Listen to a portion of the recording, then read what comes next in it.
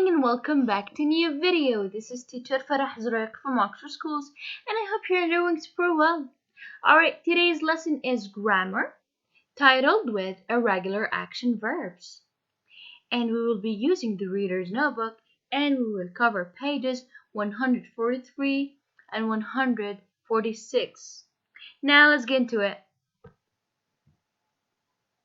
Our title is Irregular Action Verbs. Now let's specify the meaning of each word. Verbs. What are verbs? Verbs are the action words in a sentence that describe what the subject is doing. So, verbs are actions. Verb are actions. So, any word that includes an action is a verb. So, verbs are the action words in a sentence that describe what the subject is doing. The horse ran fast. The horse is our subject. What was he doing? It was running. It was running. What it was doing? It was running. Action. An action verb is a verb that describes an action, like run, jump, kick, eat, break, cry, smile, or think. So any verb that includes a lot of action, a lot of movement, it's called action verb. Action verb.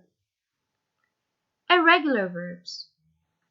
Irregular verbs are verbs that have a different form in the past tense and do not end with ed. It's not like play, played. It's like run, ran, run, ran. These are irregular verbs. When we wanted to use it in the past tense, we didn't add ed. It had a completely different form in the past tense. Alright. Now let me show you how to recognize a verb in the first place. There's a lot of clues to help you how to recognize a verb. Let me show you one. So there's a clue to help you recognize a verb, is its location compared to the subject. So verbs almost always come after a noun or a pronoun. So verbs always come after a pronoun or a noun. These nouns and pronouns are referred to as the subject. Let me show you how. Mark eats his dinner quickly. Mark eats his dinner quickly. Mark. Who was eating? Mark. Mark. Mark is the subject. Who is eating? Mark. What is he doing? He eats his dinner quickly. He eats. So the action here was eats. So the action is the verb. Mark, the subject, he's the person who's doing the action. What is the action? Eats. What does he do? He eats his dinner quickly. More examples. We went to the market. We went to the market. Who went to the market? We. What did we do? Went to the market. You wrote neatly in your notebook. You wrote neatly in your notebook. So, you is the subject, wrote is the verb because it is the action. And what did you do? You wrote neatly in your notebook. So this will help you make sentences much easier.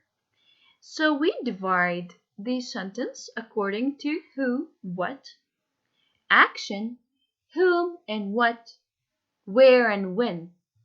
So this way will make us understand every sentence out there and be able to recognize its elements.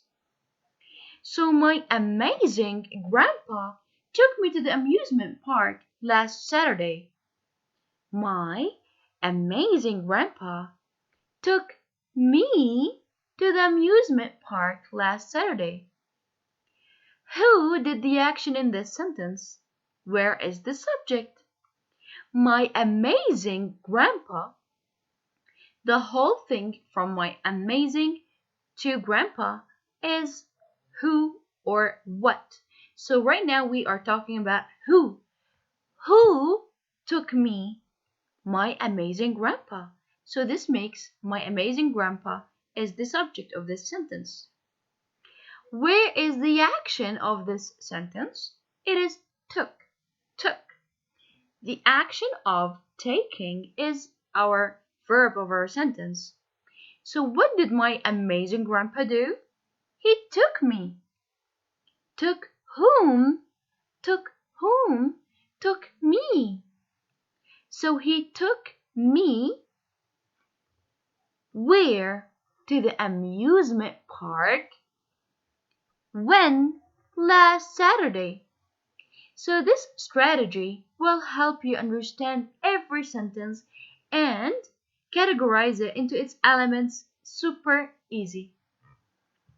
In an easy way, you can divide every element out there. Who, the action, whom, where, and when. So, my amazing grandpa is our subject. What did he do? He took me. Took is our action. Took is the past tense form of take. Alright. Where? To the amusement park. Whom did he take? Me. When? Last Saturday.